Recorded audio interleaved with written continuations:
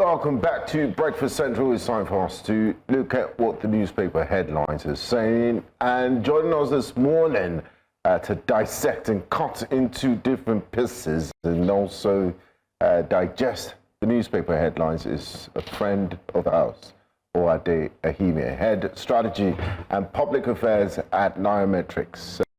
One welcome to you. Welcome. Yes. Good morning. Benga, what they say about great minds and colors? They think alike. We always get the. But Benga, why are you not a great mind this morning? No, Benga my singlet Benga. is this color.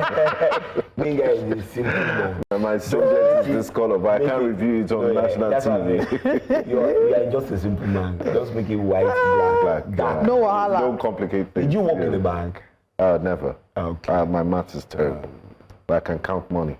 Of course. Yes, Anyone who has F9 maths can still count money. Okay, let's go What is the newspaper saying? Let's see what the paper is saying. Let's start with the Punch, which is a story we'll take later today on what Nigerians are saying. 800 per litre petrol in sight as oil prices fall. PMS drops again as Dangote cuts ex-depot rates to 835 naira per litre. Crude now $65 per barrel from $75 per barrel. Is this good news? Well, Nigerians are reacting differently. Emergency rule. Rivers women protest again. Reps panel summons Ibas. 2027 coalition to unseat Tinubu gain ground, says Atiku. Hundreds of Boko Haram suspects arrested in Lagos CJTF. Nigeria cuts power supply to Niger Republic.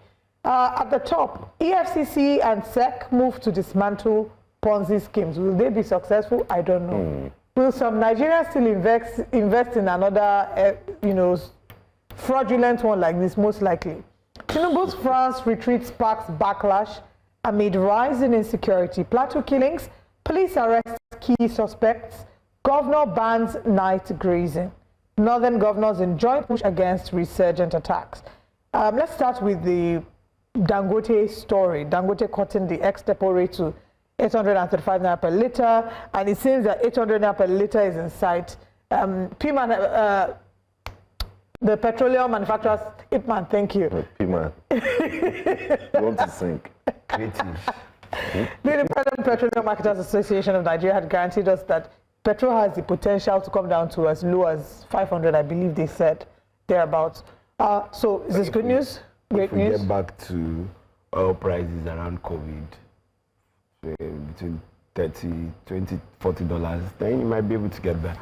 With the current valuation of the Naira against the dollar. Yeah, thereabout. Yeah, you should be, might be able to get there. But it's Because bad you take it at news one for price. us, Is it? economic, So foreign exchange receipts. That's where the bad news is, because already we don't see the crude markets. From what they've said this year, the averages are looking at about $70 a barrel. Our budget has been on $75 a barrel, which is already saying that we have 13 trillion in budget deficit. So 5 over, that's 1 over 15 thereabouts, and then so you have another maybe another 5% increase or 10% increase. So let's just say another 1.3 trillion to be added to that deficit. Are we going to be able to survive the shocks? Because I mean, the government put this $75 benchmark for a reason. They plan, they have ambitious project. What implications would he have on them fulfilling this project and carrying out duties? You need the money to be able to carry out the projects, and if first and foremost, and let's also remember that their budgets are based on 2 million barrels production, which I don't think we'll meet this year. Yes. I don't see where those investments are going to come to push crude oil production to 2 million. But we'll just borrow more. Why is that the first thing that Comes to mind? We'll tax Nigerians more, but there's no money to tax. Some businesses more and more businesses are cutting down, or some of them are closing up. And then you now come to the fact that what's the next option? But the government is not. I hear that there's another deal going on for another negotiations for another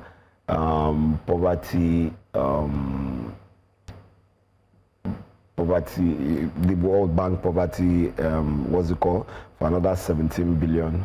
I think one of the newspapers carried that today. So that's just the first line. We borrow. But the man on the street will tell you he doesn't see the impact of all this borrowing. Are we using it for overheads and salaries? What developmental projects? I know you're not a spokesperson for the government. No, you're not. We're thinking out loud. We should call the Minister Hello, of Ed Sheeran. Information to give us a I mean, if you do a fantastic job in reeling these policies out, you might just get, you know, Mr. Sondidari said this round of appointments are not the end. When they took on the president on his charges of being nepotistic, he said more appointments will come, and they might just look your way. So we're giving you the chance. I would love to serve my country. I love to serve my the next country information minister. in the best capacity, but I would also be willing to protect my own personal space and integrity. So you have the agency. Really. Wow. Now, still looking at the Punch newspapers, Tinubu France retreat sparks backlash amidst rising insecurity. I mean, if this happened in other climes, the number of people that have died, conservative estimates give over 200. In the time Mr. President has been away on a working visit to Paris, he would have cut short his visit since. What is happening in Paris that is so important that it can't come back and face urgent national issues? And this conversation has been going on for too long that it's quite insensitive of the president to do that. Well, there is a commander-in-chief of the armed forces. He sworn the constitution to protect the lives of Nigerians. Well, he doesn't need to be in Nigeria to protect the lives of Nigerians, because he has people. But the optics of it. That's a different thing, and I would speak to that. He has people who are meant to do that, and are they doing their job well to the best of their ability there? In terms of the level of insecurity, you know, everybody has been saying, oh, insecurity has gone down, the government has done this and done that. We've always said, I think it was an issue of underreporting, and we're beginning to see it again. In the last 2 weeks count, almost 150. We don't even know the ones that have gone over the last 1 year, because we don't see them on the front pages of the newspapers anymore. And it is not just the header issue, it's all across the country. Yes. And so on. But the fact remains that Mr. President should, with all these things happening, in my own opinion, he should cut his visit short. But we need to ask his spokesman, maybe Mr. Anonuga can give us an insight on why it is so important that he has to remain there on this working visit. I think he's worked more from France than he's worked in Nigeria, in my own opinion. I would have to go check those dates. We did an analysis, but the fact for me remains that 59 days. If you combine all the trips together in the last 1 year to France, that's the figures we He's done have. 59 days. days. So that's 60 divided. So just like That's 2 months. That's about 1/6 of his time. That's a lot of time. So beyond even the length of the time, right? It's also the idea that there is a chaotic situation on ground, and the body language. We talked about body language a lot during Buhari's time. The body language does not communicate empathy. It's just like you hearing that your house is on fire and you are still somewhere. The first thing you do when you hear that your house is on fire is to find a way to run back home, to try and put things in order. Just telling them, oh, check the back of the door, there's fire extinguisher there. It gives off the sense that you're not as concerned about the people at home as you should be. But I don't think that's the right analogy, and I'm not trying to defend him, but the fact remains that if your house is burning, and I'm using your analogy now, and you just can't get out from where you are, you said a few things, check the back of this, check that, which is what I believe he's doing. How? By saying that the Plateau State governor should be, you know, he did say that he should step up, he should take charge of security. He's the Plateau State governor doesn't have the right to even order private in the army.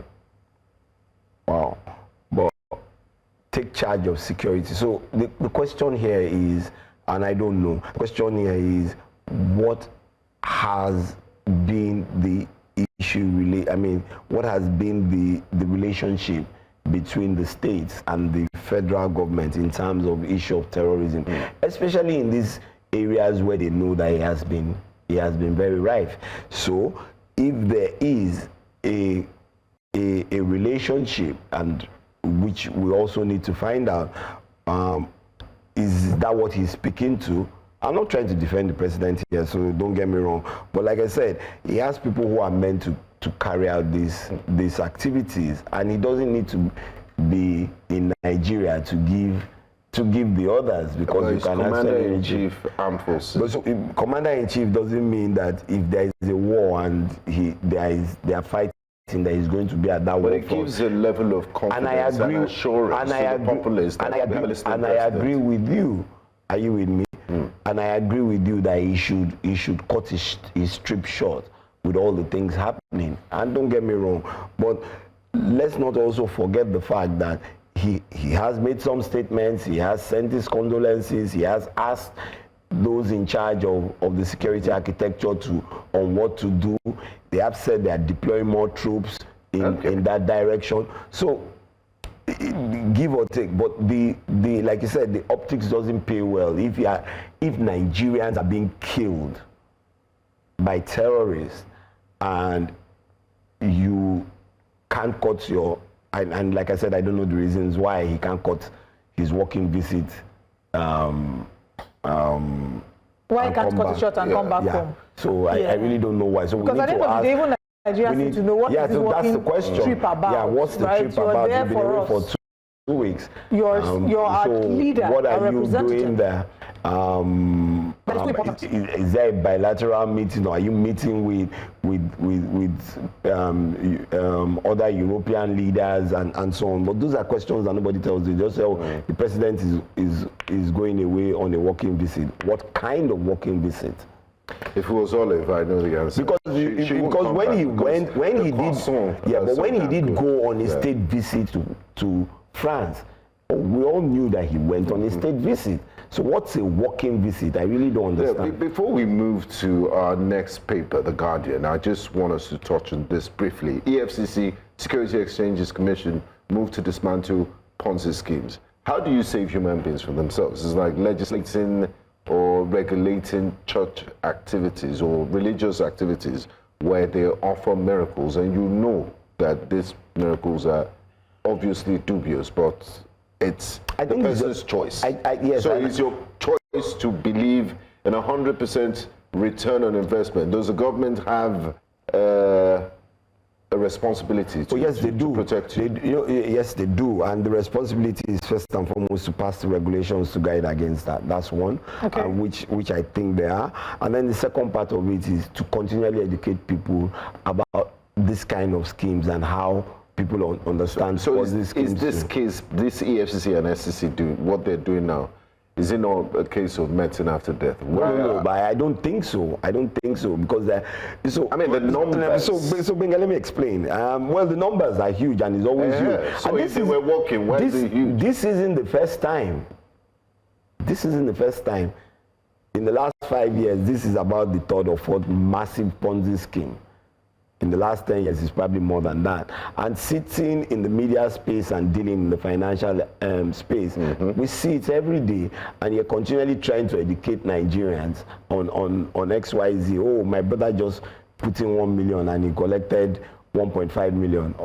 It's too good to be true. Can you manage that? You can manage. No, is it possible to? Yeah, you can manage it by educating people on what the red flags are. There is no business in the world that will give you 100%. Even I mean, they say defend it and say everything we do in the life is risky. Even those who risk their lives in the drug business, are you with me? Even in the terrorist business, they don't make 100% returns or 50% returns in 1 month. They'll say you're a chicken. There's a saying that scared money don't make no money. Yeah, but you go hard or go home. Yeah. No. The higher the risk, the higher the reward. But there's a limit to how high the risk will be. the risk of parting away with your whole savings and not getting it back. And so we find out that when these things start to come out, you know what is happening? It's coming to an end. When you start to hear about this kind of project schemes, when you are more getting people to hear about it, it's getting to an end. Collapse. Why? Yeah. Because the people no longer have, all the people who are putting the monies at the initial stage have collected all their monies and their interest and have moved on. So you now, those who are coming towards the latter stage that you need to pay off and are hounding you, then you now have to start spreading the news. Oh, don't worry, I just bring 1 million. When we're doing petroleum, you don't have a refinery. Oh, don't worry, we sell crude. You don't have an oil company.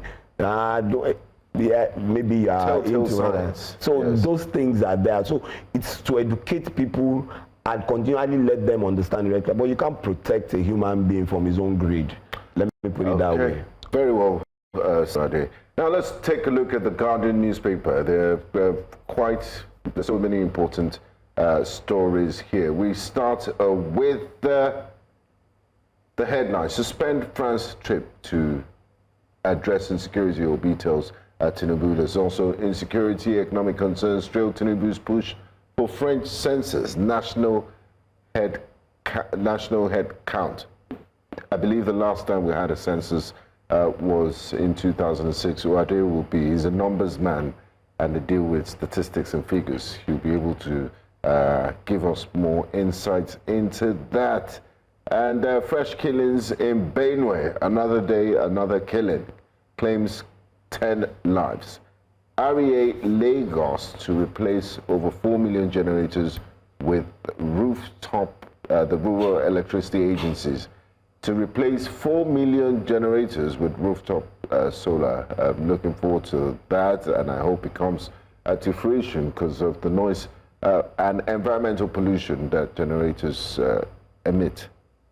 Federal government plan and approves 5 billion to curb 15 billion, I beg your pardon, to club flood disasters. And Lukman alleges PDP governors aiding Tinubu as Atiku intensifies coalition agenda. Abudu makes Times 100 most influential people in the world.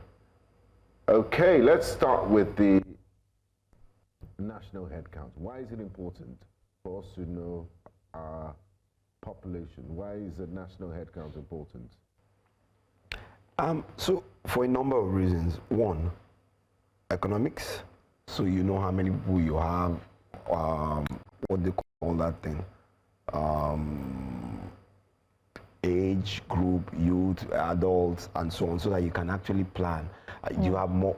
You have more older people, and then when you start looking at that. Health facilities, what kind of health facilities you put in place, what kind of road infrastructure do you put in place, what's the concentration of people around different places, and that's what speaks to how you go about your infrastructure development, your economic development, and so on. So that's really important. But what beats me in Nigeria is this. The last head count, I think, was in 2006, which is almost 20 years. And we were 140 million then. And now we are estimated to be over 200 million. Yes, 236 million. Yeah, but nobody has told us where the additional 100 million people have come from. Are you with me? Let me finish. Where are they? Where do they reside? Which states are they? What's their migration pattern? Because these are things that you need to have, and that's the data that helps you as a government plan, one, your economic development, your infrastructure development, your social development, and all these things all come together. So have we been walking blindly all this while? There's no data about Nigerians in Nigeria. So what we just hear is that we're about 240, over 200 million Nigerians. Yes. Where are they? Who are they?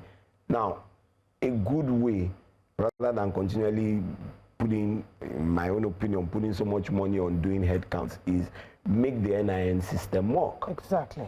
If you had created the NIN system to work, by now, are you with me? The NIN idea came under the Obasanjo administration. And Obasanjo has left power now for 22 years. And we still don't have 100 million people in NIN. then how do you even want to know how many newborns are coming into Nigeria, are being born in Nigeria? How do you want to know how many Nigerians have passed away? I believe that, yes, death certificates, birth certificates.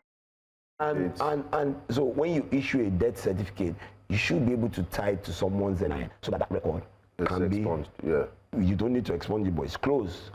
When new children are born, hospitals need to be able to register them. So even your birth certificate being issued must go through the national digitalized too. To go into the NIN. That's what it means. It means that every hospital in Nigeria, are you with me, should have an access to registering births once children are born. If you are born outside the hospital system, then it is mandatory for you to take that baby and go and register so that we know. Otherwise, it doesn't count. But it gave a fair estimate of how many Nigerians are actually, how many we are in Nigeria, whether it's still the 140 million or the 240 million that we are now estimated, and so on and so forth. And then it helps you plan, because data now starts to tell you when people move from one point to the other, because of residence, because of work, you know where they are, because when they register, all those things are brought up in terms of how taxes are paid, where taxes should be paid. Resource allocation too. Exactly. But we don't have that data. So every time you hear, vulnerable households are... How many? That's social register. That's another point. Data has been a major challenge for us for a while. Let's just... And imagine the private sector operating without data. I mean, it's like not having oxygen. Yes. Yeah, one of the reasons why the BVN came in was so that at least you can even capture data of those, how many people had bank accounts. So we know those who are financially excluded. Exactly. So the NIN is the life and blood of population census. So that when a child is born, when people die and you register those deaths, automatically it goes into the system. So you'll find out that that's why you want to do voters register updates, and then you still have 100 million voters, maybe 5 million of them are dead. Or 5 million of them are, well, they're not ghost voters. They are ghost voters, or some of them have jackpot and their names are still there, but they just updated before they jackpot. How do you know, and how do you check all these things? But of course, we have data in silos, BVN, voters register, so unification driver's of all license. Information. But it's good now that for you to issue any of those things, you need an NIN. And that's the easiest way to get it done. And once you do that, then it's easy for you to check the records of anybody, or most people, and know what they're doing and where they are, even to issue a passport. And this idea of you have to be old enough to get, if you want to get a passport for your baby, get it. And all these things should be done like that. The passport is not a privilege. It's a right. Exactly. But I believe the Minister of Interior. Oh, he's done so well. Well, I don't know whether he's done fantastic. Well, from where you're coming from, he's done fantastic, because the system has always not been very good. But these are the things that are meant to be done. I don't see the reason why it takes him to come in for Nigeria to start to get his passport system right. It's just about building that system, in my opinion. Finally, I just want us to quickly touch on this as much as we can. On the Daily Trust, the big story there, federal government makes peace move to Niger Republic. Toga meets with country's delegation in Niamey. A little too late, or a step in the right direction? Well, I think it's a step in the right direction. I know one of the things that they did initially was cut off their power supply, which you're supposed to supply them power. There's an agreement to that, and so on. The power supply was restored, and so on. But I think as the big brother in West Africa, we also need to consider some of the things that a number of these countries are facing, including ourselves. Are you with me? And see how we can harness that relationship. At the end of the day,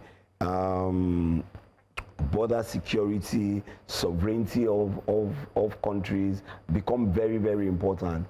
And then And that's why you have challenges in putting together, whether you call it an ECOWAS border security system, because country doesn't agree with what you want, and country B is saying, no, this is how it must be, and so on and so forth. But with all the things that have happened, the military administration is still there. I think it's high time that we, as Nigerians, as Africans, come back and start to look for how do we find the best solutions to make us develop. Right. Uade Ahimie, thank you for your thoughts on the stories. Federal government, we of course certainly want more peace and less crisis within the ECOWAS region. We need to be a more united front, not ECOWAS for mouth, right? Exactly. We need to see a practical unification of the states within the regional bloc, or the countries within the regional bloc. When they finally decide to do the census, you won't be in Paris or in the UK. You would like it to be counted. Well, if when they do it, I'm planning to go out and walk or go on vacation, I will be gone. But that, like I said, why don't I have an NIN? Why can't we just... Well, and this is also an opportunity, are you with me, for me to get more people registered into the NIN system. I hope it's not the census that they're going to send some people and then they're going to take your name on a piece of paper. No, I hope you have a system that when you're taking people's names, those who have NINs, when you click on it, it shows that they are already registered as an NIN. Those who don't have NIN can be created immediately and generate an NIN number. That's what my thinking should be. All right.